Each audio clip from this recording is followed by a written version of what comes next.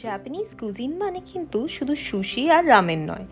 বাঙালিদের মতো Japanese পিপলরাও food lovers হয়। আর তাদের অনেক পপুলার ফুডের মধ্যে একটা হলো ইয়াকিনিকু। আক্ষরিকভাবে ট্রান্সলেট করলে ইয়াকিনিকু মানে হলো গ্রিলড মিট, বা সহজ করে বললে জাপানিজ স্টাইল বারবিকিউ। ইয়াকিনিকুর রেস্টুরেন্টগুলোতে একটু স্পেশাল সেট আপ থাকে। প্রত্যেক টেবিলে সেপারেট গ্রিলার থাকে, হিটটাকে বার করার জন্য সেপারেট চিমনিও থাকে।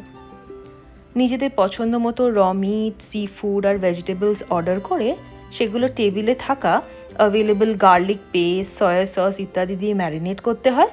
নিজেদের গ্রিল করে গরম গরম রাইস আর স্যুপের সাথে এনজয় করা হয়। শুধু খাওয়া নয়, গল্প করতে করতে ফ্যামিলি আর বন্ধুদের সাথে সময় কাটানো, এটাই ইয়াকিনিকু এক্সপিরিয়েন্সের সবচেয়ে আনন্দের পার্ট। আর এরকমই নতুন নতুন জাপানিজ কালচার, ফুড আর জায়গার ব্যাপারে ভিডিও দেখতে হলে প্লিজ সাবস্ক্রাইব মাই চ্যানেল।